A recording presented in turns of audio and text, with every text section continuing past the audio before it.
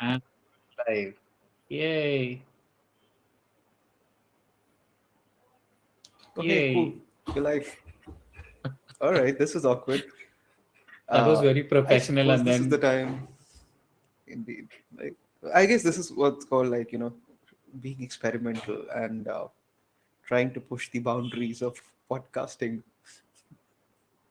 or in just India. being I late to the guess game. that's also true.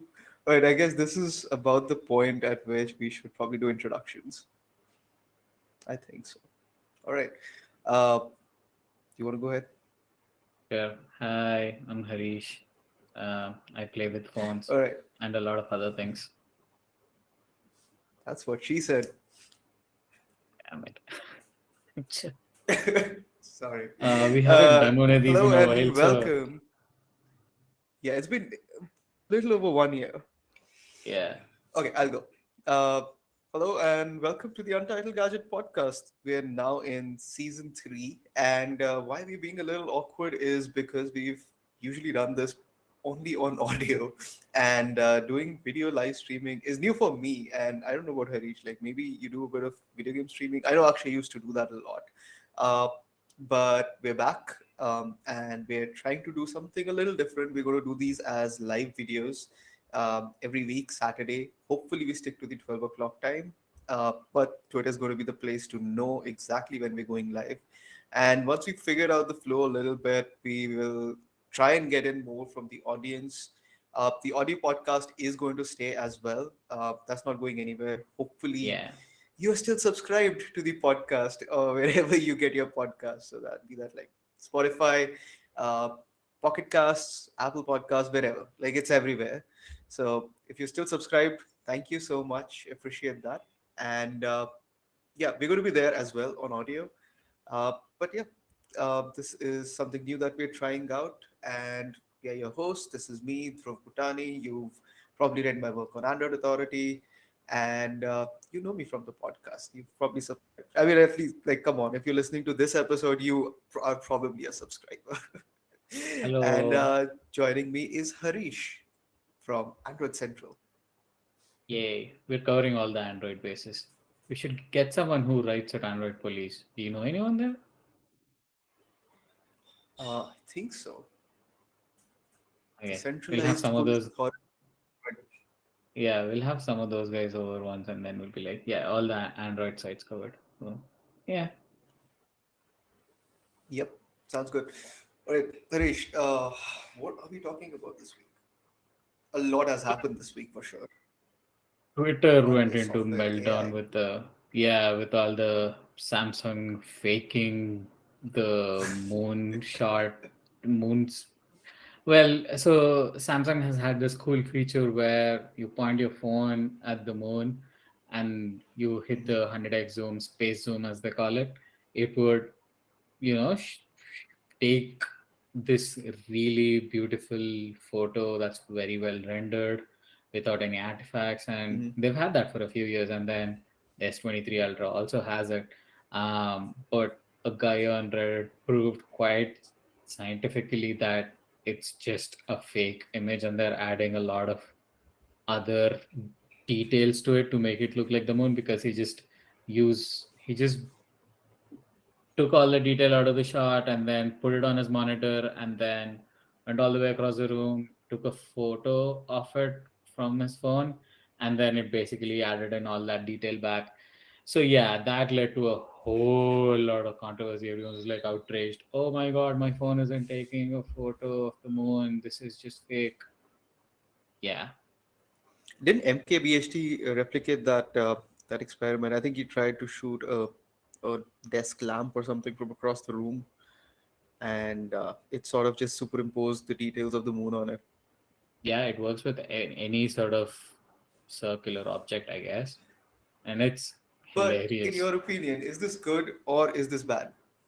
I mean, it's fine, man. It's always the enthusiasts that care about this stuff, and this isn't going to make an iota of difference to how many phones Samsung is gonna sell. It's not going to matter to regular Mhm. consumers who just have heard of the feature in Samsung's marketing materials, and then bought the phone, and then they're out, take a photo of the moon and share it. They're not going to give a shit. I mean, I thought it was always understood that there was some sort of processing Mhm. going on, because it's unlikely, given the optics that's there on the phone, that it would be able to take a clear shot of the moon. I mean, I thought Mhm. that was understood by this point, because we are now in several years into phones offering this feature, right? But I So went through the what Reddit thing. what surprises me is that the audience, which is creating a bit of a ruckus about the feature, that is specifically the audience that I would expect to know that this is, enhanced. Yeah, I mean, perhaps the average user who doesn't really, who's not that technical, just cares about the feature set, might have thought like, oh look, like Samsung's adding some sort of filters on top or whatever. Uh, but people like journalists or enthusiasts, you would expect them to know like this is obviously technically not possible. There is no way yeah, a sensor that size is able to resolve that kind of detail. And to be honest, I see nothing wrong in it. The end result is to create a great looking photograph, yep, and everything is getting filtered regardless, everything is getting enhanced regardless. uh, and in fact, like I had a slight Twitter spat with someone where of somebody was course. like, this is fake and like the phone can't do this, etc., etc. And like I took a photograph without the scene optimizer on, and it's basically a white smudge. Yeah, I mean, and to be perfectly fair, it's not as if Samsung's scene optimized image is as if you're shooting through a telescope either. They've done a pretty good job of balancing it out and making it still look like a relatively low-fi phone photograph, just yeah, better. yeah. But if you switch off the scene optimizer, it's just a white smudge. A And I'm blob, like, yeah. does any customer exactly like does any customer actually want that? They do want that moon-ish looking photograph. And what is the issue? Why is this such a big deal? Yeah, I don't understand the reason for the outrage, and yes, you're right about that.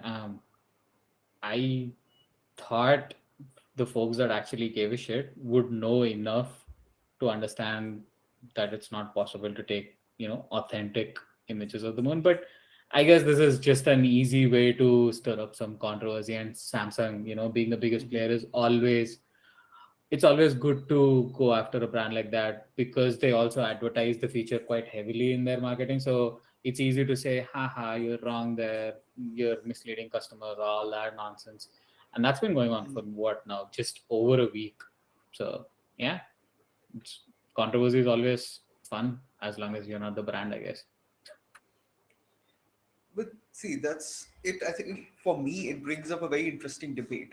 Uh, we're ready to call this fake, and I mean, I wouldn't say it's fake. Yes, it's enhanced, considering the moon is tidally locked. Like any photograph that going to get at whatever moon phase is going to be the same. Like it's not really going to change. And Samsung's actually really implementation is really smart. It accounts for a cloudy sky. It accounts for Yeah, um, you know I mean, it adjusts the white balance based on how the moon conditions are, the lighting conditions are, and if you've got like a bird or a plane flying in front of it, it'll factor that in as well, and that's damn smart. Uh, I'd love to hear the same people their thoughts on the Pixel phones, because that is literally the definition of an AI enhanced photograph. yeah. But you don't see the same level of outrage there, because who's using a Pixel phone? That is fair. Uh, okay, that kind of threw me off over there with that comment. But yeah, like I mean, you look at Pixel phones, their highlight feature was face unblur, and that is completely machine learning driven. Yeah, You look at stuff. I think they have a name for it. That feature where they're basically taking a center crop from the ultra wide photograph, superimposing it. Once you increase the zoom range, zoom, and it enhances detail using that. some high res zoom. I mean, they've got the high res zoom stuff, which again, like guys, that's fake. It's got a Yeah, 5x camera, and then after that, everything is fake and yeah, machine learning enhanced. But they've got another feature where it uses a combination of data from the telephoto lens, and that's not high Right. res zoom. High res zoom is the algorithm since they've had that for a couple of years. Yeah. I think the 7 got it, where it combines data from multiple lenses to enhance detail, Yeah. It's whatever been it's calling called. that high res But zoom that's the too. Okay. it's high res. Yeah. Ultra high res But zoom. anyways, the point is, indeed, the point is like every damn phone on the planet right now is enhancing detail. Like, and unless you Yeah. use raw photographs, like that's all that you shoot, uh, you're just And getting a take on photography. it's not just for these sort of shots. I mean, day-to-day shots as well. There's a lot of scene Mhm. optimization going on to balance out colors, or even, give you photos with better contrast levels and all. And I like the way the Mhm. iPhone does it with all those styles. You can choose what sort Yeah. of color balance you want for your shots, and Google also does that well. um, so yeah, in that context, I really don't see why anyone should even give a shit about it. And you're Mhm. right about it. Samsung, the way it's tweaked its algorithm to take photos of the moon, it's better than any other brand out there. Maybe that's why there's such an outrage. Even I remember Samsung also mentioned in the past. I mean, they've clarified this week that they use some AI and ML models to optimize the So I scene think and they all that issued a nonsense. blog post around it, but now I don't remember who tweeted it. But the Samsung Korea blog, Right. it actually had a full explainer on this 2 years ago. So they've been Yeah. doing this for a while, and they've been very open about it. I guess people just didn't pay attention. Yeah. Fun to talk about though. But yeah, much ado about nothing. Yeah. Yeah, but I mean, like, but you're coming back to that point about how well they've done it. If you remember, Huawei also enhanced moon photographs. Except in Yes. that case, it was very stark and it was very noticeable that this Oh cannot yeah. be a real photograph. Yeah, yeah, yeah. I remember. What was the phone? The P30 Pro, right? Yeah, that was a Mhm. good looking Yeah. phone, man. Yeah. I got excited at that. Me and my wife went to the terrace and we were like, oh, let's see how it actually does. And we saw the result and we were like, yeah, that's not real. But hey, it's a fun thing to do. I mean, Hmm. you share it on social media, like, hey, here's a photo of the moon, and then you move on. Yeah, why not? Like that's what people want, right? Like take a great photograph, put it up on Instagram, and you're done. Like how many people are even blowing these up on big screens? It's something that I often ponder upon when I'm testing out phones. Uh, the difference between looking at a photograph on the screen of your phone and then you blow it up, and I can go around nitpicking about practically any smartphone Photo. right now. I'm Yeah. working on what, a 49-inch screen. No, it's a 43-inch screen. I forget. It's big. That's what she 43 said. inch screen, and that is what she said. Uh, so yeah, I mean, like even with an iPhone, even or a Samsung, even in bright daylight, I can like point out flaws in that photograph. Yeah. But realistically speaking, how many people are even looking at their photographs on a television or a big ass monitor? Like nobody's doing that, No. and that's the I thing. no no gone gone. I feel the entire dynamics, and I would say to a certain degree, even the rules of reviewing a smartphone camera need to adapt to a modern reality. Uh, yes, it is our job to be very objective, to you know deep dive into the camera of a phone, look into the technicalities of it. But is that how anybody's actually using their phone? I guess how I go about it is if somebody's actually bothered to read a review and they want to know what it's like in ideal shooting scenarios, where I shoot the same set of shots on a lot of different phones. I guess that makes sense. But yeah, most of the time, nobody's going to care. Again, there's also the bigger factor to consider here that most phone cameras are just fine. Like if you're buying a phone that's 30,000 Hmm. versus a 60,000 or a lakh, you're not going to see 2x of a difference. There will be better features, more versatile lenses on the high end stuff for sure.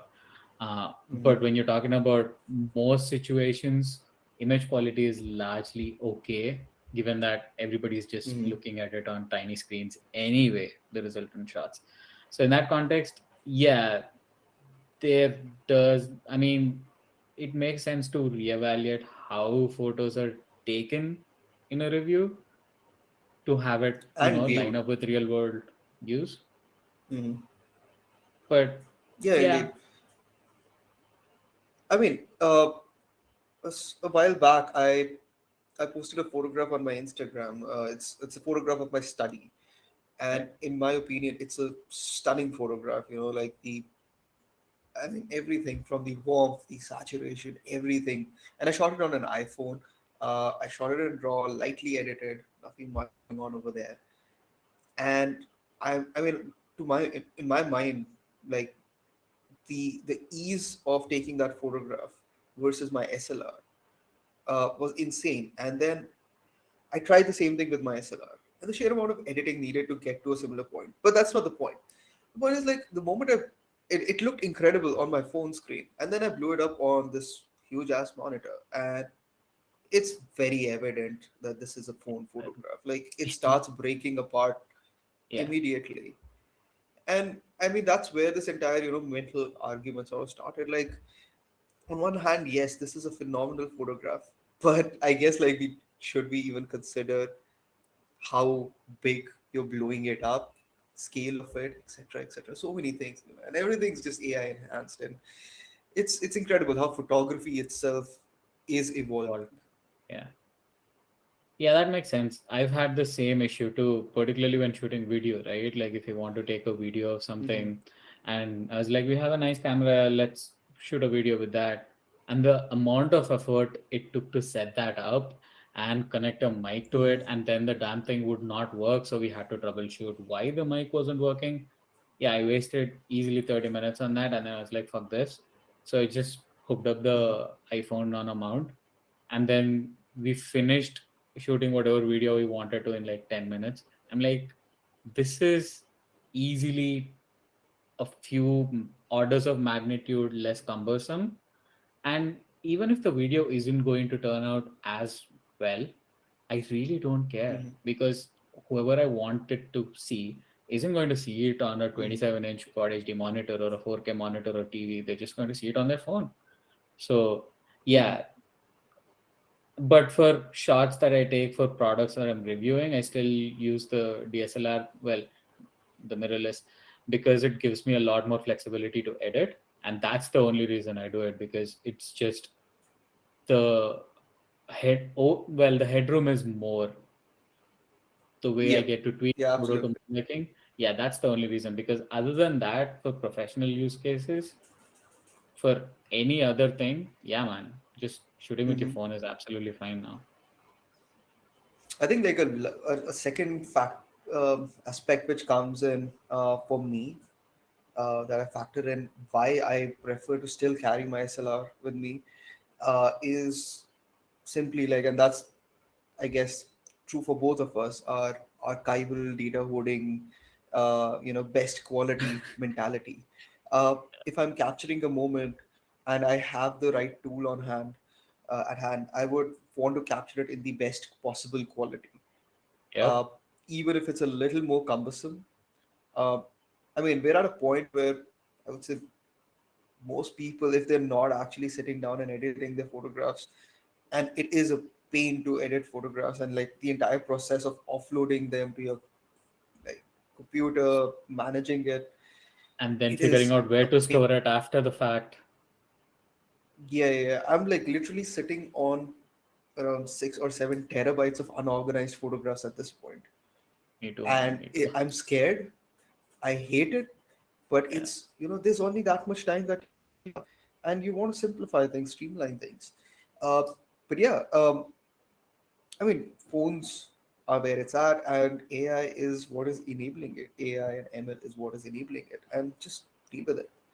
I mean, at the end of the day, you don't want to blob. You want to move. Yeah, You don't want to blob. yeah.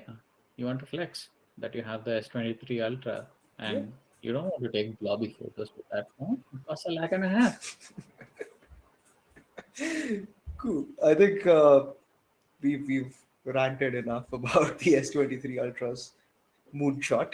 Do you want to talk about the Uh, phone itself? How good it is? You're using it too, right? I love it. I love Yeah. it. Well, I love it and I hate it. Why do you hate it? Okay. I really do not like the cameras on it, Man, but that's also because. But again, like objectively speaking, it's a fantastic camera. you're right. Personally speaking, I don't like Samsung's processing. Yeah, I don't I know like what you're saying. the color tones that Samsung opts for. Yeah, It's too harsh for me, right, and that is why I practically never shoot photographs using a Samsung phone. Other than like I'm just like taking a quick WhatsApp photograph to send a bill receipt or something, and which is right. funny because I'm carrying around a fucking 200 megapixel camera on in my pocket, and I hate it. Yeah, But that. if somebody from Samsung is listening, it's a great camera. It's just I don't like it. Way to Just cover your putting it out bases. there. Yeah, And for I the know. listeners as well. I mean, go. So you know what? Go and read our reviews. Go and see the samples. Make your own decision. I'm just saying, I don't like the color science. Yeah, I know what you mean very well because I've used, I think, all the phones, all the high-end phones that launched this year, and this is my Hmm. favorite by far. It's phenomenal as a phone. I really like the S22 Ultra and used it for a while last year. Actually, I Hmm. use Samsung phones more than any other brand in the last year and a half, and that's down to just how good One UI is. But we'll get to One UI later. But why I like this one over the S22 is it's nicer to hold. Like there's more stuff, there's more thickness on the sides, and the screen isn't as curvy. So it's easier to Hmm. hold, and that more than anything else makes a difference to me, man. Like when you Hmm. have all the phones, you get to be extremely picky about the one that you use, and that was Hmm. a big differentiator. So I ended up using that, and I still use it. Um, the rest of the features aren't too different from last year. I get what you're saying with the you know photos not being in line with what you were looking for, and I think Samsung can do more on that front. Similar to what Google and Apple do. If it Hmm. had a way for us to select what sort of tonal balance we want, it would go a long Hmm. way in making their phone stand out a bit more. But you know what? Here's the interesting bit. If you look at all the objective, audience-driven comparisons and those blind tests and all, Yeah, it seems that the vast majority of people do like Samsung's processing. yeah, So I think that's again, it really comes down. Again, it brings us back to that earlier point that when you're looking at a review or whatever, like read. I mean, and I probably shouldn't be saying this, but from a reader, from a buyer's or reader's point of view, you should be looking at a whole bunch of different opinions, because there is also the yeah, matter of personal preference. yeah, I prefer warmer shots. People say that the iPhone is too warm. Yes, it's a little too warm, but I like that kind of a color tone, and that's right, my personal choice.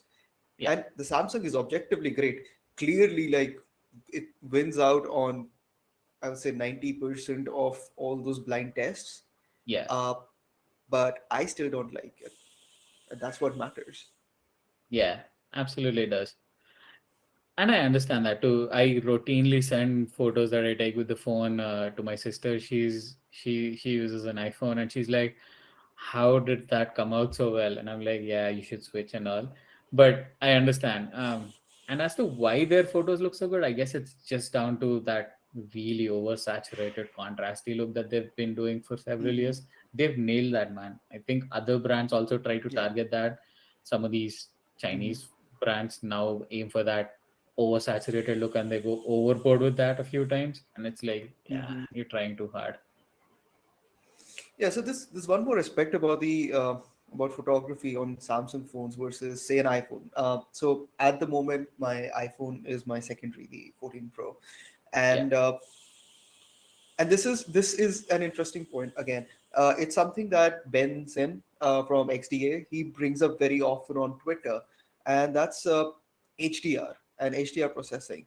Samsung's like super aggressive with it, so you'll get like perfectly blue skies and like perfectly lit backdrops, and it's this spectacularly balanced photograph. But somebody who has predominantly shot with a camera, I know that that's not what you're going to get from a regular photograph. That's yeah, not how photography works. yep, And Samsung's amping up the AI and the HDR processing so much, which is what a lot of people want. They want those bright blue skies. Meanwhile, the iPhone doesn't do that. The iPhone is okay. It'll still tone down the highlights, but it is okay to blow out the sky if right, it knows that the dynamic range is like all over the place. And here's the thing: it's not as if Apple cannot do that, like cannot do what Samsung does. At yeah, this point, I disagree with a couple of opinions that Apple's HDR processing sucks. I feel that it is a stylistic choice that they've made. absolutely, They've made. yeah. They And are I guess going it's for also more down a to, more photography oriented look. yeah, I guess it's also down to the ethos that they go for, right? If you look at the iPhone user and what they're looking to get out of a shot, I'm sure both brands test these things. I guess this is the area that's tested more than any other part of the phone. I mean, yeah, Mhm. every part of the phone is tested, but when it comes to tuning things, right? This is such a big area because there's so many subjective opinions as to how an image should look like. So I guess it's all about balancing, and that's why I actually like the Pixel in this area, because the Pixel does a phenomenal job when using the, I think I use the contrast color choice, I don't know, their style, I guess, and that gives me the Mhm. kind of shots that I want every single time. And that's one of the things that I miss Mhm. whenever I switch away from the Pixel. The rest of the phone, yeah, it's getting better. The 7 Pro was good and I used it for a while. Good phone overall, but it doesn't feel as nice, you know to using something like this one. Or did you try out the Find and to Flip? Yeah, yeah, I love that phone.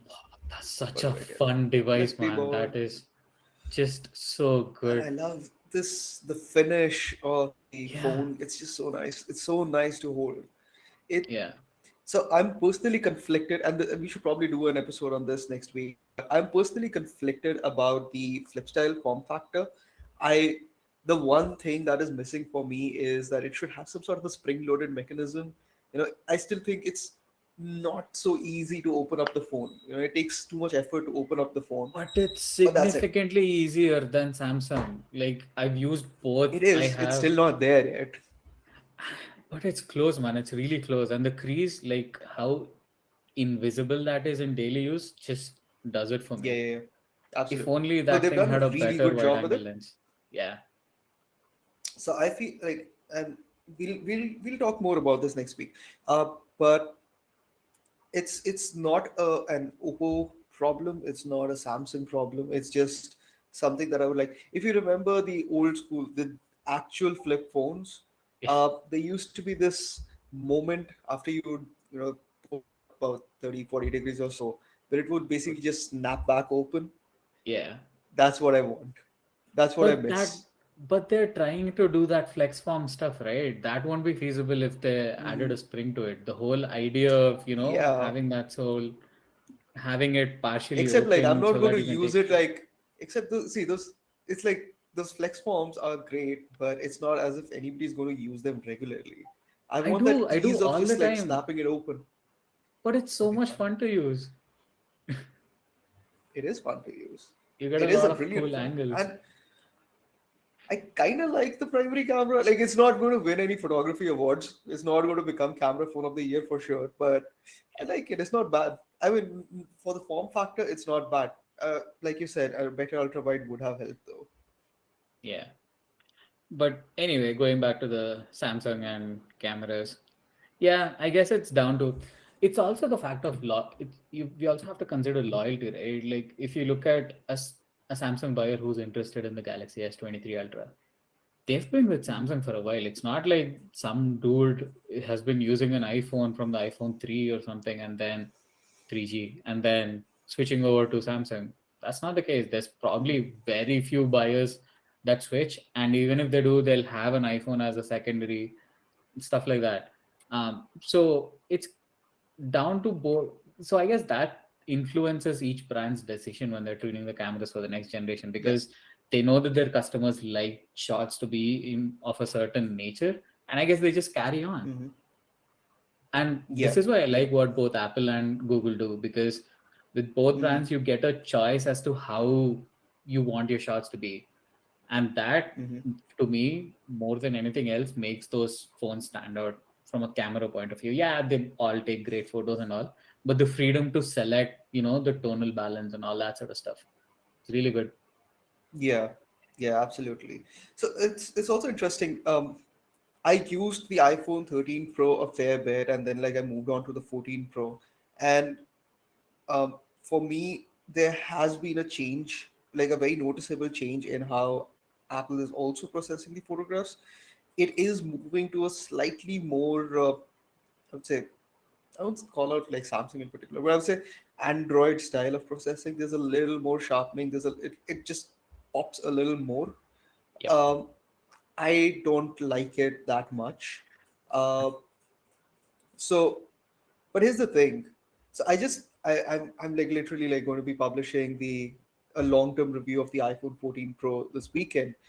And what I've come to love about the iPhone is raw photography on the iPhone.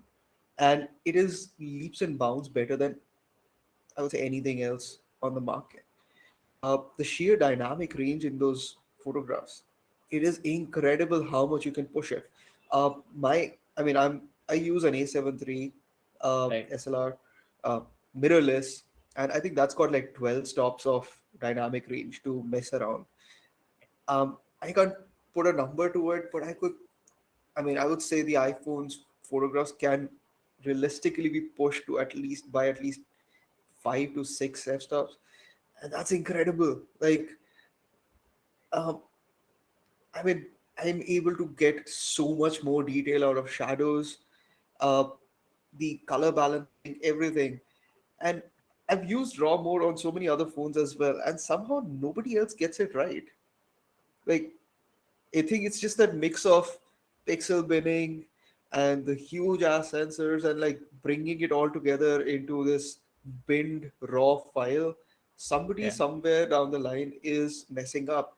And why I bring this up is because, like you said, every brand knows what kind of customer it has and it wants to Yeah. carry that forward.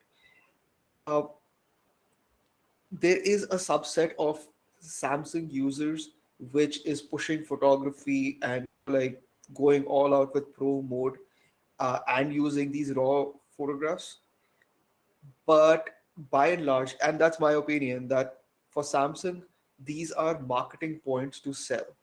Whereas iPhone knows that a lot of its users are actually creative users who Right. are using these features, who are genuinely using these features.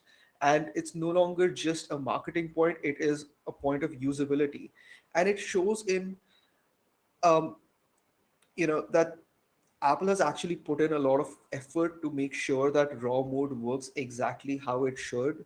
Whereas in some of these other phones, it's a tick off. Yes, you can get a RAW file, but is it a genuinely usable RAW file?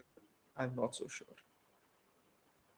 Yeah, I guess it comes down to usability because I don't think I've used an Android phone that had a good RAW mode. I think there was one that I used recently that was really good. I don't remember if it's the Xiaomi 13 Pro or the Vivo. I think it was the Vivo. Uh, but yeah, they've done a good job. And I fully agree with you on the iPhone. I actually like the way the iPhone 14 Pro shoots photos than the 13 Pro Max. And I really like the Hmm. phone, man. I think this was the this is the phone that I used more than any other iPhone in the past. I think I've been using those for what, 3, 4 years now, and every Hmm. generation was fine. But this feels that it. I mean, this feels like they got everything right. Like with the dynamic island, Yeah. that's not as intrusive as the earlier notch. The in-hand feel, it just feels really good to hold. And the Hmm. cameras, yeah, I don't shoot as much in raw. I really think I should now, but I take a lot of videos on the thing because that's my go-to phone for any sort of video thing that I want to take around the house. Hmm. It's just leagues better. I mean, Samsung is getting there on the video front, but nowhere as good when it comes to stabilization or the quality of the video itself. Yeah, they've just Hmm. got that nailed down. Yeah. No, I mean, once again, like it really comes down to where you're viewing that video and how much of legwork you're willing to put in. iPhone videos can look really good on a big screen, Yeah, but that's after you do like a whole lot of you know, color correction, etc., etc., noise reduction. If you're shooting pro raw, no ProRes, I don't know. ProRes. It just takes too much space, so I've never shot in that ProRes video. Uh, you can really push the iPhone's video quality, but it's still a phone. And if you went through, Apple pushed out a movie recently, a short film Right. using the iPhone, and it's really good for a phone, but it's also very very clear that this is shot on a phone, and that's in a professional studio production where they've probably got like I don't know million Red dollar lights lenses. or whatever. Yeah. And the lighting also makes a big difference, I've noticed, particularly when shooting with a phone, because it just gives the sensor a lot more to work with. So, Hmm. yeah, again, I'm not shooting video on the iPhone so that I can view it on my TV or anything. It'll be just for, I think the largest screen will be on as like a 27-inch monitor. But even in that, Hmm. it looks fine. And that's all. I mean, it's Yeah. always the trade off of how much effort it takes versus how good it looks. And yeah, Hmm. in the effort part, it's just straightforward, man. It's the most straightforward thing to shoot with. Yeah, absolutely. I mean, I'm really looking forward to over the next generation or two is how good the the cinematic mode gets.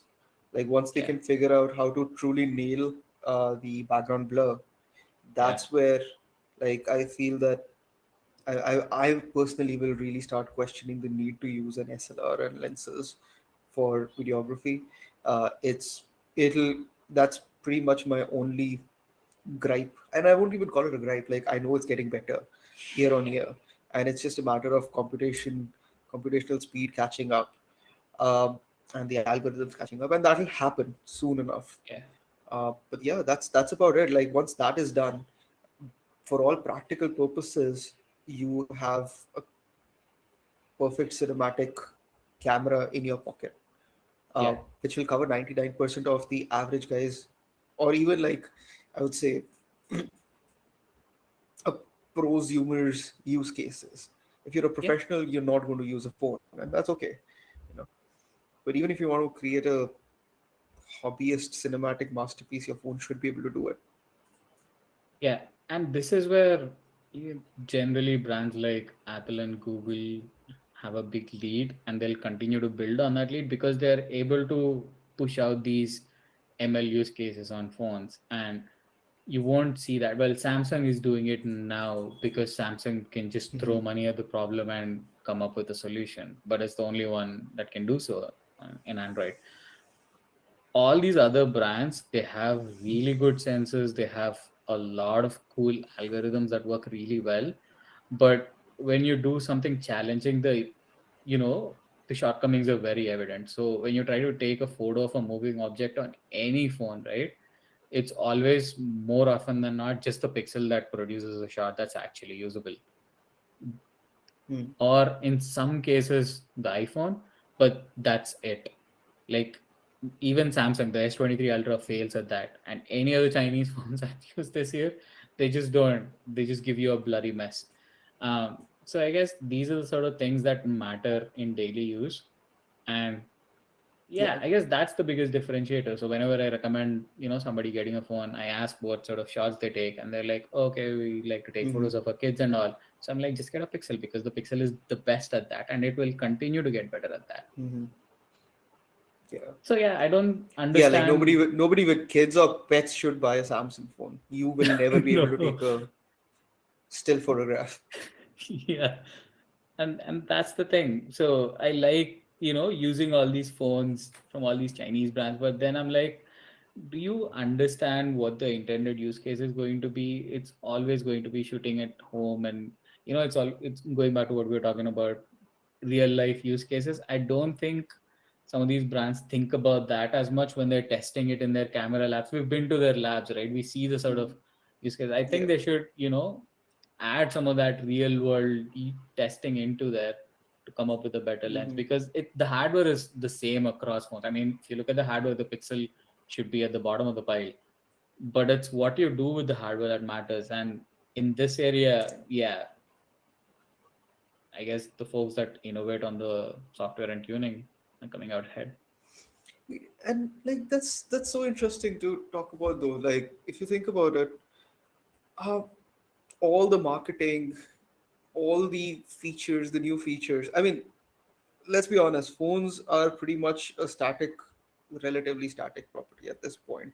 Uh, it's it's it's a solved problem, if Yeah, you want to call it that. All of these new features, they're pandering to an expert audience, like, but who exactly is actually going out and shooting a hyperlapse, an astro hyperlapse with their phone? The kind of user who actually wants to do that is not going to use a phone. yeah, Like, sure, you'll try it out once or twice just because you bought the phone, but is it truly a selling point? I mean, I tried it out. It's actually great. I mean, it takes forever, and I didn't have the patience to like just let my phone sit there for an hour. right, But I I did, like, I let it sit there for 10 minutes. I got like 3 seconds of video, and it looks really nice. I know it'll look terrible when I blow it up on a screen, but that's fine. It looks great on my phone. right. But realistically, I mean, who exactly is going out and doing this?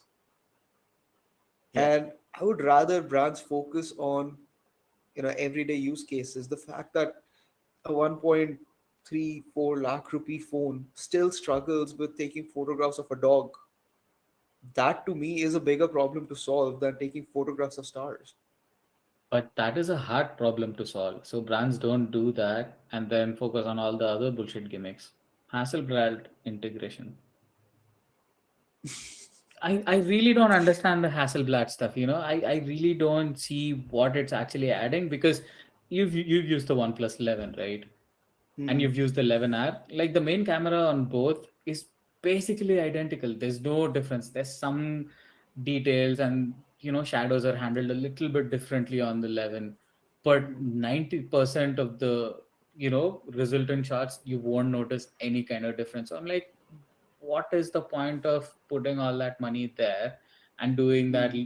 Is it just for the damn logo? It's not going to add anything to your camera. Focus on doing the rest of the stuff well. Yeah, I don't get it. But Yeah, I mean, more that's brands that's are the doing it. yeah, but that's the thing about the Hasselblad integration, where I know it's not a filter, but you can largely get the same results on the 11R with just a Yeah, little bit of post processing. That's little bit of post processing, yeah, and you get exactly the same results. And yeah. I mean, So, before we move on from this, like, I truly feel that the 11R is a phenomenal phone. Like, they've yeah, finally, like, gone back to their flagship killer status and all of that. yeah. I mean, Definitely buy that instead just of the yeah, regular just get one. that. Yeah, you don't need Yeah, the 11. Just get the 11R. Save your money. Like, get some absolutely. accessories or whatever instead. Yeah, there's the Shargeek power bank thing. Oh man, I thought I had it on my desk. Save the 20,000 and get that power bank. Did you spend 20,000 rupees on a power bank? I don't buy Does things Shark Geek anymore. does Shark Geek have a 20,000 rupee power bank? It does. You didn't see it? The I see-through did. one with No. the insane design. and all that. It has a 20,000 That milliamp. thing costs, but that costs $20,000. Yeah, yeah, yeah. Holy shit! It has I a mean, screen with a built-in power meter, dude. it's cool. I never spent that kind of money on a power bank, but also like I kind of don't need a power bank. Oh hey, which brings us back to the S23 Ultra. That is my favorite improvement this year. This Battery phone life. lasts a day and a half. Like, well, it can Yeah, last a day and a half, but I do not have to charge this phone every day. I mean, like during the course of the day, and that's brilliant yeah. because that was my only gripe with the S22 Ultra, where the battery life is pretty good, but I still had to charge it by evening. Not so with the S23 Ultra. Like if this thing has like 30% charge, I can still comfortably take it out. I know like if I'm not going to be actively using the phone a lot, uh, Right. the idle battery drain is minimal. It's going to last me by till it's still going to be like up and running by the end of the night, and that's all I need. It's great. Yep. Yeah. Man, we're doing good segues because this brings me back to something I was going to talk about, and that's all down to Qualcomm, by the way. Qualcomm really nailed it with the Snapdragon 8 Gen 2. I think this is the best chipset that they launched to date. Um, the 8 Gen 1 had inherent issues because they manufactured it at Samsung and that node itself wasn't as efficient. So they course corrected and fixed some of those issues with the 8 Plus Gen 1. And the Mhm. 8 Gen 2 is basically a tweaked version of that. There's not much new other than the different core clusters that they're doing. I'm not going to get into the weeds. What they've done better with this generation is battery life. It's phenomenal. Not just on the S23 Ultra. What did I say? Ultra.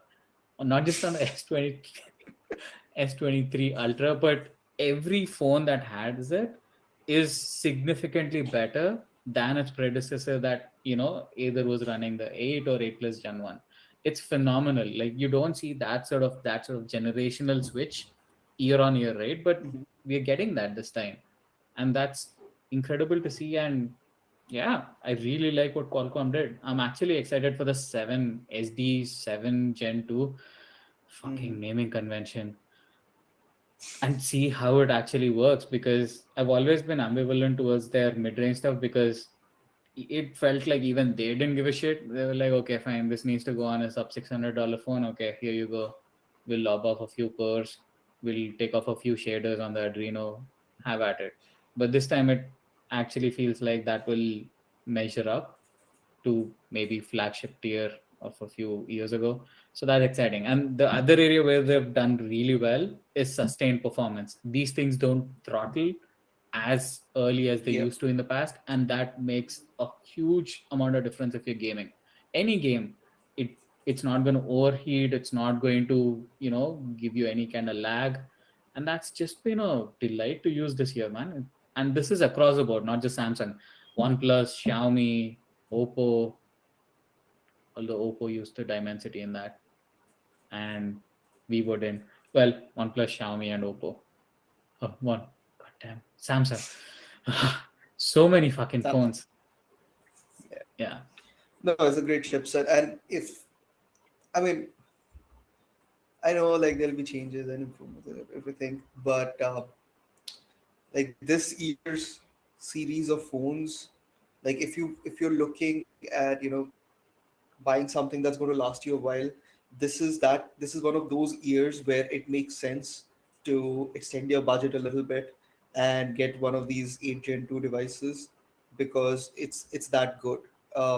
Like they've hit the balance of performance and efficiency, which isn't always the case. That's usually what happens. Like every 2 to 3 years, Qualcomm will come out with a chipset that's perfectly balanced, and Yeah. then like they'll make improvements. First, they'll improve performance, then it'll have like bad battery life or whatever, and then they'll fix that the year And then they'll after, move to and the. there'll be some.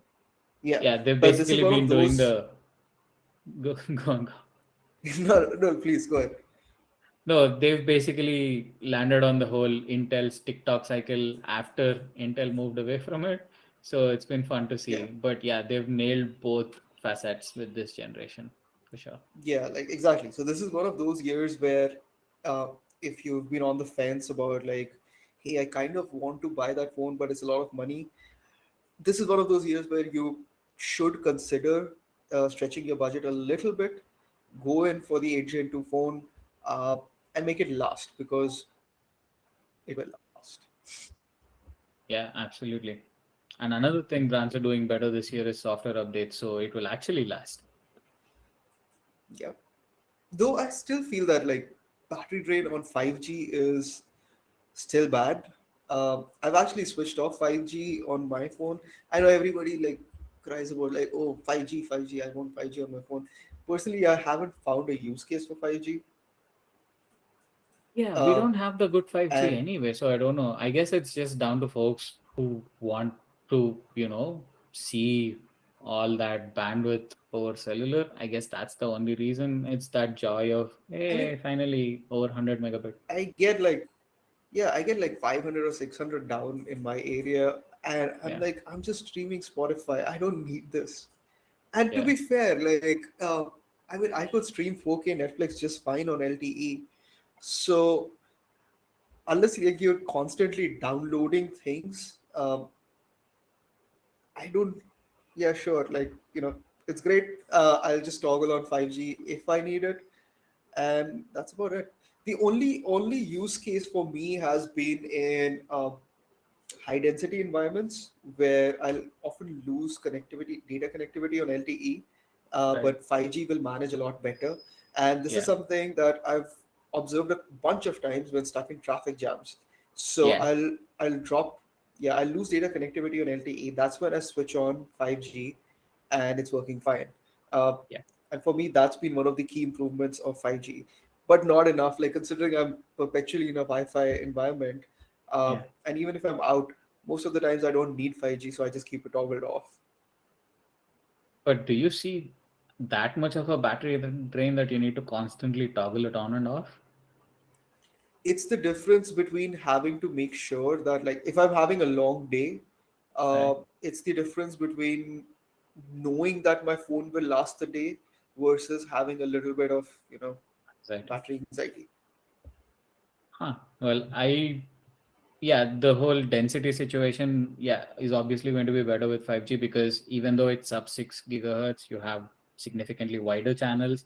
They're able to push out a lot of Mhm. bandwidth even in congested environments. So yeah, that's one of the key use cases. But it's ironic that we now have 5G and the best use case for it, cloud gaming, is still not there in India.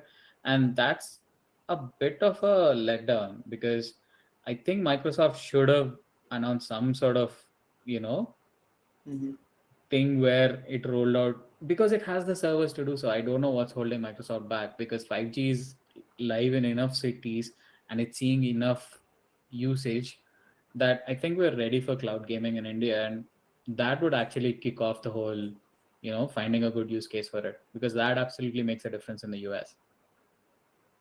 Yeah, and it's crazy to be honest because I know Microsoft was trying to get into a partnership with Geo, and that fell through. And Geo has a partnership with Nvidia now, though they haven't actually rolled out anything, but they've demoed it a bunch of times.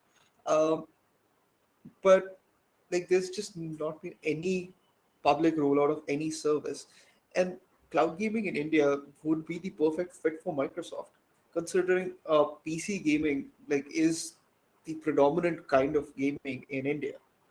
No, Uh, it's mobile gaming. Well, I Well, mean, leave aside mobile games. Leaving aside mobile games, I'm just talking about like traditional like PC versus console. Of course, mobile right, games are the biggest. right, That goes right. without Okay, saying. right. Uh, but console ownership is still a fraction of PC ownership, Oh and yeah, that doesn't have to mean like everybody's have is using high end gaming PCs, yeah, but that's obviously not the case. But PC gaming is way bigger than console gaming in India, and amongst consoles, Xbox is nowhere in India. It's we're a PlayStation market. If right. it had to make a dent, and it has the potential to make a dent, like it has the potential to make a dent through Game Pass and the X what do they call it these days? X Cloud streaming, X Sorry, I still heard Extreme. that as gay pass. uh, Excuse me. That is not what I said. Giving me flashbacks to last year. Oh my god. that is not what I said. Um, Right. but coming back to the point, it's bewildering that Microsoft has not launched this yet. Yeah, I know Nvidia was close to launching it. They were holding trials. I remember asking them, I think at the end of 2019, because that was when I used it in the US. We were there in the US for a few months and I used GeForce Now and I actually wrote the review, I think, for that. It was amazing. It was so good. Mhm. But I still don't see GeForce Now taking off in India because it only lets you play games that you already own.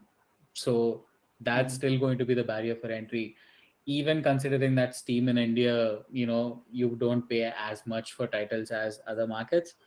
uh yeah, that's going to be a limitation for a lot of folks. Microsoft doesn't have that problem. Game Pass has a brilliant library. I think it does it much better than any other cloud gaming provider because I use the PlayStation Plus, yeah, the PS Plus catalog, and it's Mhm. still like, yes, there are some good games, but if you look at volume and the quality of the games and the kind of different sort of, and the variety, yeah, that's what I meant. Variety of games, Game Pass is an absolute winner. And I I don't know disagree, why but they sure. didn't. You'll always be about the whole quality versus quantity thing. I mean, Fine. that's what matters, right? But Yeah, anyway, but okay, sure. Like, but and it's if also I preference. Like, I know. So, Microsoft caters to a certain kind of gamer, like and nothing good or bad about that. Like, that's right, perfectly fine. And it has a certain, like, it specializes in a few genres of gaming. I would call it that. yeah, I just like what Sony does. Like, I prefer those blockbuster single person, adventures. Like, that's right. my jam, which is why I like Sony's catalog even on PS Plus, because there's a whole lot of those. And Yeah. that's about it. That's really the differentiating factor. Yeah, but when you look at somebody that's, maybe just getting started out with gaming and wants like a diverse library, wants to try out a lot of different things, I think Game Pass is an absolute steal. I don't know what it costs. It's like $1,000 or so, right? Well, 600 for just Yeah, Windows. it's think 600 odd for PC and 750 or 800 or so for uh, Ultimate. Or that's what it Yeah. was when I did a trial uh, a year or two back. Yeah, that's like the cost of 2 or 3 games, and you get Mm, an extensive catalog and it works anywhere and it's phenomenal. So yeah. I think they missed out on not launching it because if they had it ready by the time 5G rolled out, I think they would have seen Mhm. some momentum. I still think well, who else is there? I think if they still get in first, they would see a decent amount of momentum because it's all just mobile. So if you have the ability to play these console quality games on your mobile, man, that's fantastic. Yeah, I mean, there's no technical limitation to launching the service in India. It's more about intent, and Yeah. yeah, I guess it's a little odd that they haven't launched this yet, but that should give people another use case. And I mean, to be honest, like between Sony and Microsoft, Sony also does game streaming, especially for the PlayStation 3 stuff.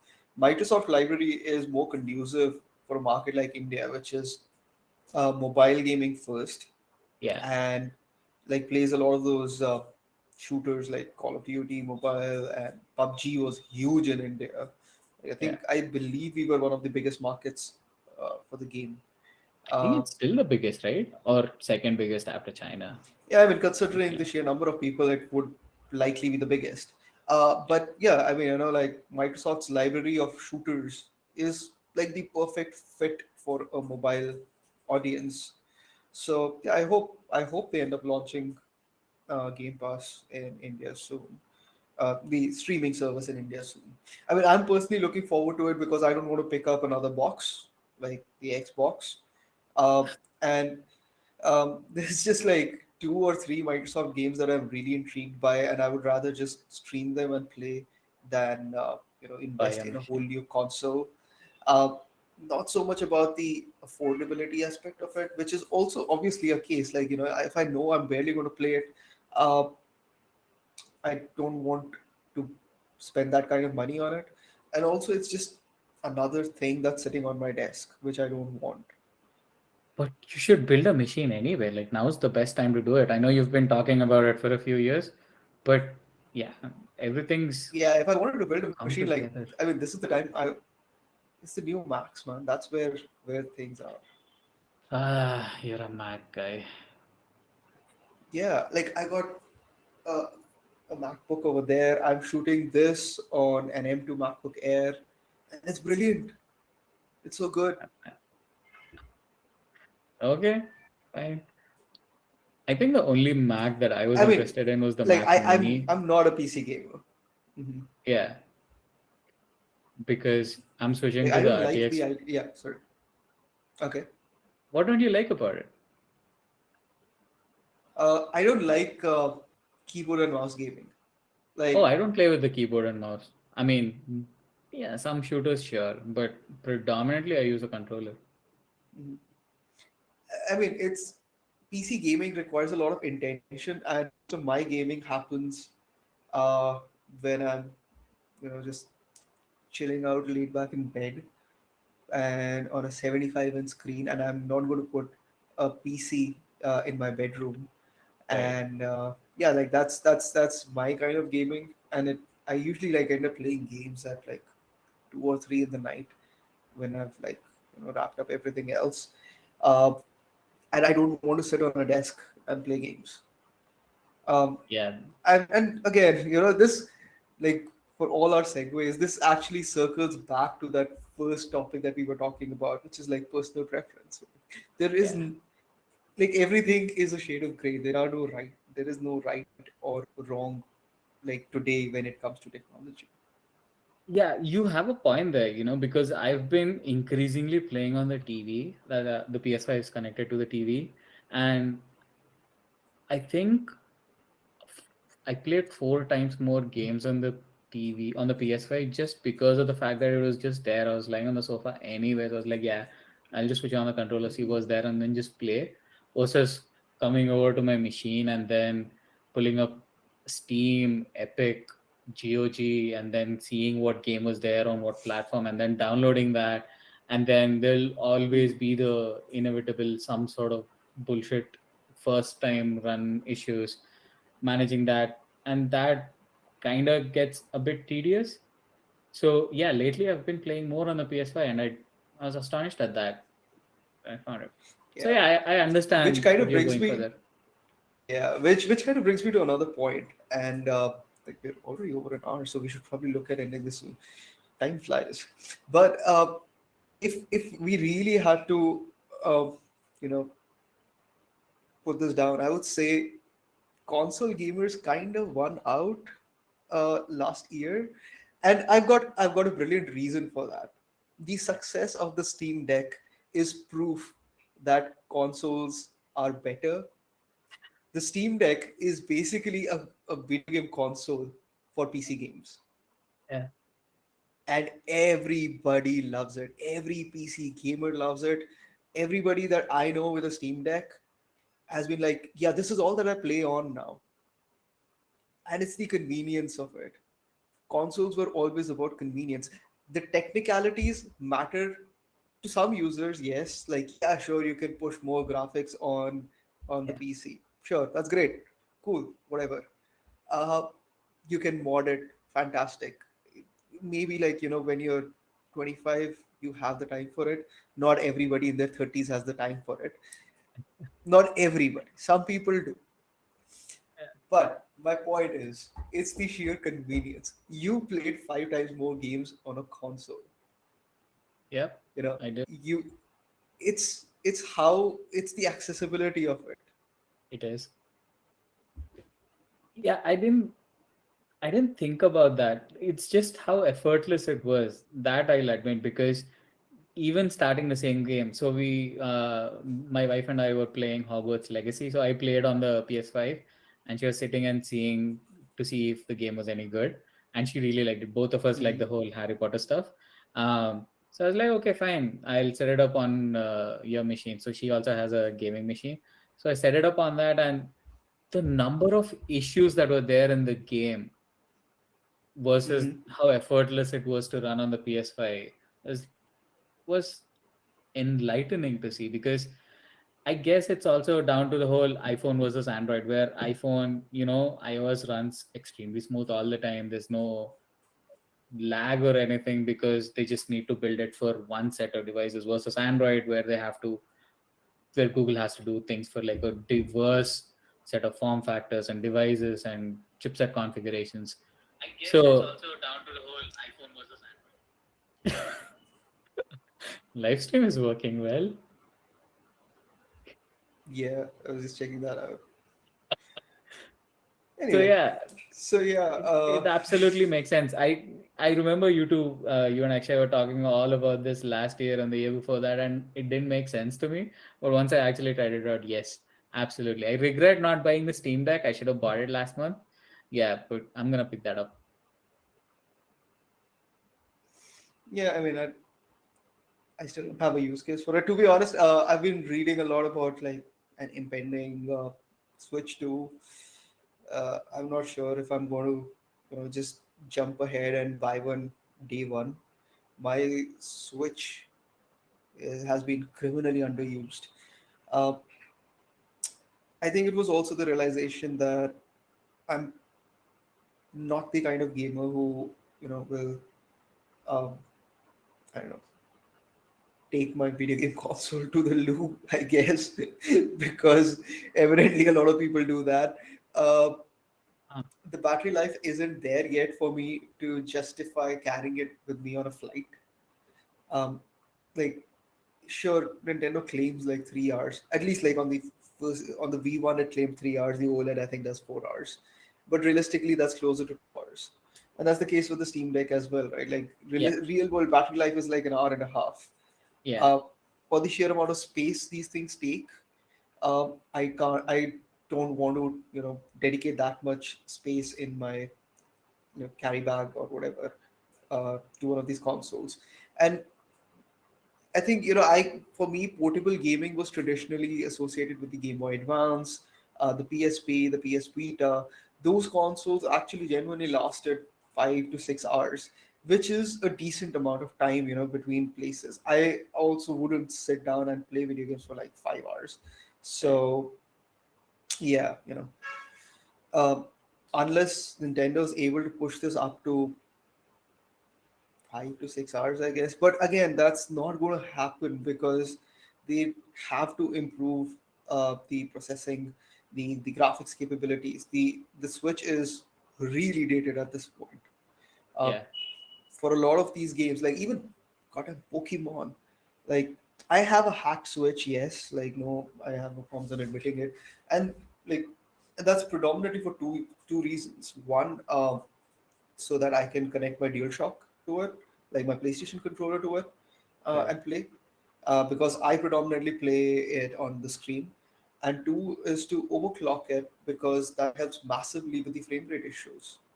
But again, that comes back if Nvidia, if yeah, probably Nvidia. If Nintendo fixes all of that, battery life is still going to be the same real world 2.5 hours.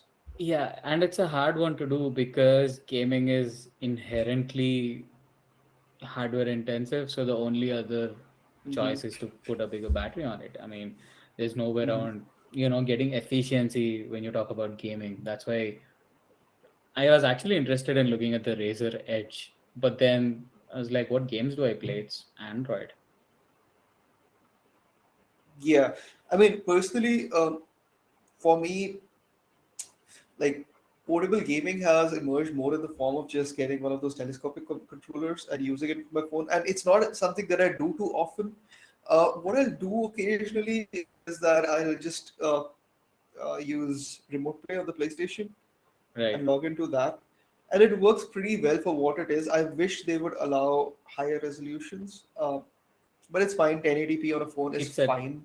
yeah, Uh, and I mean, if you've got a reasonable connection, so it helped a lot once I hardwired my PlayStation. And on the other end, it doesn't really matter. Like even it works pretty well even on 4G. But even that's something that I just don't use that often. Um, right.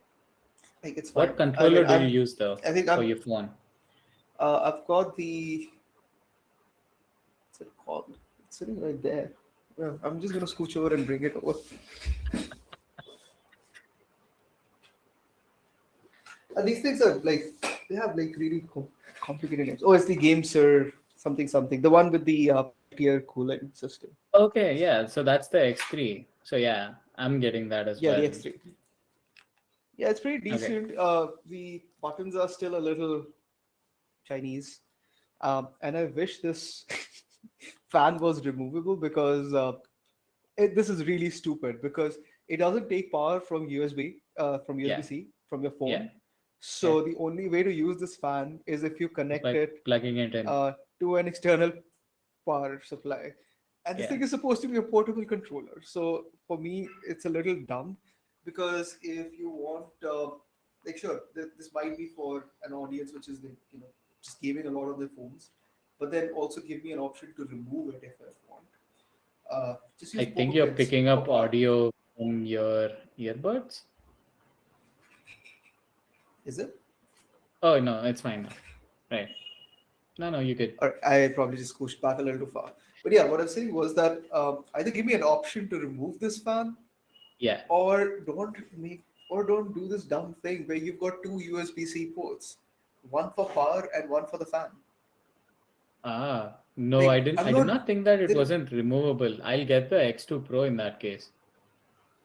yeah, and like it's fused to the assembly, so it's not as if I Yeah. can jury rig it and remove it either. It's Right. literally a part of the entire telescopic mechanism. Very That's stupid. dumb. Yeah. And also, like, in which real world scenario is a person going to plug in two USB-C chargers to play games on their phone?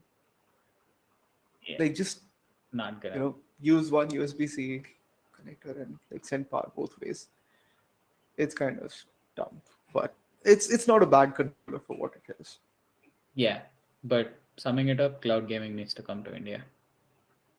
Yeah. Oh, by the way, like talking about cloud gaming, Sony really needs to get its act together because the remote play app does not detect like external controllers like this. So there's a great open source app called Chiaki, which Okay. does remote play streaming, and it's everywhere. It's even on the Switch if you've got a hacked Switch, um, and that will let you use any controller that you want, even a telescopic controller like this. But the problem is that it's pretty convoluted to set up. I think you've got to run like a Python script Yeah. to extract your account keys. Uh, Right. and I did that once and I've just like put it in Bitwarden. Can't be bothered to do that again and again. But yeah. Cool. And as we're talking about controllers, I have to mention the Scuff Reflex Pro that I've been using with the PS5. That thing is incredible. I didn't realize how good it Mhm. was until I switched back to using the DualSense. The thing that Mhm. annoys me the most about the PS5 controller is the built-in battery. That thing runs out pretty Mhm. fast, man. I'm like, just give me a way to slot in rechargeable batteries. Why don't you charge this thing? It was also charging at like 2 watts, so it took fucking 3 hours to charge. So I don't anyway, know. Like, I mean, it's good enough for me. How long do you play games? when I play at like a stretch. I finished the whole thing. I think Hogwarts Legacy over an extended weekend. Like, yeah, I was there all day. Okay, I rarely play more than like A I few think the hours, longest I would go is like 4 to 5 hours. Like I did that with God of War. I right? probably played like 5 hours at a stretch. But then like I've got a controller dock and I just put it on there and it charges and then I'll go grab Huh. lunch or something. And by the time I'll come back, it's good enough to go for another few hours and I'm good.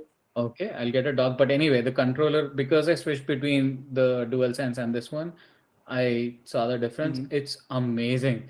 It has much better feedback for the triggers and the Hmm. what are the thingies at the back called? The back pedals. Yeah, those. And they're customizable too. And it's so good. It Hmm. costs an insane amount of money. And I didn't know why it cost that much Hmm. money because after I got it, I just started using that. and I didn't use the DualSense Mm-hmm. that much anyway to begin with. But then switching between the two, yeah, Right. I realized that. I think the one that I have is like $250 or something. That's like half the cost of the Yeah, PS5. there's no way I'm spending that kind of money on a controller. But it's so good. Sure. I mean, I like the DualSense. It's good enough for me. It There's so But I'm much the kind of resistance guy to who the will triggers on spend the on absolute. I'm the kind of guy who will spend on absolutely unnecessary things, but I just cannot spend see myself spending even 20,000 bucks on say like the DualSense Edge. I think that's what it's called, right, right? Like the new DualSense. Like right. yeah, sure, it's got back pedals. I grew up playing on a DualShock One, like a PlayStation One controller, and I was fine with that. I don't care. It's fine. It's all good. Anyway, so now I understand why Scuff charges that much because I got the same thing for the Xbox as well. I think they call that the Instinct, and that is really good as Hmm. well. I haven't used any of the Microsoft Elite controllers, so I don't know how it fares against that one. But this by itself Hmm. is so good, very Nice. customizable too. I mean, I think the back pedals. It's I mean, first person shooters benefit the most from it. Am I right or am I wrong? But I was able to set up a lot of other things for something like Hogwarts Legacy when you have like a lot of different buttons you need to mash. You can set up Hmm. some of the combos on the back and it made a difference. And even the resistance of the triggers, right? The L2 and the L1 and L2 triggers, those were Hmm. significantly better. Like on the DualSense, you need to push all the way down to register, Hmm. and here you don't need to do that much. And that was a big differentiator. I think that was the biggest differentiator. It's like the difference between a linear versus a tactile switch on a keyboard. Okay. So yeah, Nice to have, I yeah, guess. yeah. Well, Oh, well, uh, it's like the turbo button on the old school NES, SNES controllers. It's kind of like that, I guess. Like yeah, I'd use that a lot in Street Fighter. yeah, man. I think I have the Always felt mini. like cheating Yeah, to I have me. the mini. Yeah, Anyway, those consoles were fun. yeah. Okay, before we get nostalgic, um, we had a lot to talk about Chat GPT this week, but I think that's its own episode because we'll be talking for another 2 hours if we get into that. I have a Yeah, lot to say. yeah, me too. So yeah, I think we'll do that next week. I was, I thought we Yeah, wouldn't have much to talk about because it was just one or two things we're talking about, but hey, we did our yeah, usual thing. that's. There is no way that we are ever going to stick to time, are we? Uh, Unlikely. Yeah. Well, I think next week let's try and pull up some graphics, and because we're going to have a lot more examples of what people are building with ChatGPT 4, and it's already Yeah, out there, but we're going to have a lot more examples. So let's try and pull that it's up as not. well for the live It stream. hasn't been baked into the chat thing yet, right? It's just GPT-4. It's just the model itself is out. So if you're a Plus subscriber, it's already there. Oh, right. I didn't see that. Okay, Yeah, it's it's not crazy then. it's not open for everyone. It's only for Everyone, the yeah. Plus subscribers, and they're doing a staged rollout, so not everybody's got access to it yet. Cool. But I think you do have API access now. Scary how good that fucking thing is. Yeah, it's insane. Even Midjourney V5. Like Yeah. I've been in an existential crisis ever since this launched 2 days back. Why? It's too good. Humanity is not ready for this. Well, I'm sure somebody will create something equally dumb to offset. Well, let's see. Yeah. All right, I think we're ready to call it a wrap on this episode. Yeah. Oh my God, it's gonna run to 120. Nice. Mhm. All right. These were your hosts, Dhruv and Harish. Any parting words, Harish? Play more games. Sweet. Um, yeah, we'll be back next week, hopefully with a lot more viewers, because this was our first episode in 1 year. This episode will also be on all your standard streaming platforms, which is Spotify, Apple Podcasts, etc., etc. Like if you subscribe to podcasts, you'll find it there. Is And there a we're fourth going one to though? It's just these three, right? Like, is Stitcher. there a fourth provider? No, no. We're also on Ghana, by the way. And we do What the have fuck? listeners on Ghana. Yeah, yeah, yeah. We do have listeners on Ghana Who and who owns Salmon Ghana as now? well. I don't know. Wasn't it part of the Times Group? Haven't heard the name in a while, man. Or whatever. Wow. So, like, I put the feed there, like, when I was doing the setup 3 years ago, 2 years ago, and it's there. And evidently, somebody on Ghana and Savan really likes us because, like, somebody Hello. was listening to us even last week, even though we've been incognito for like 1 year. So that's great. But yeah, we'll be on all the standard platforms and hoping to make this a lot more engaging in the coming weeks and months. Thanks for listening in, everybody, whoever is listening. Yay. Bye.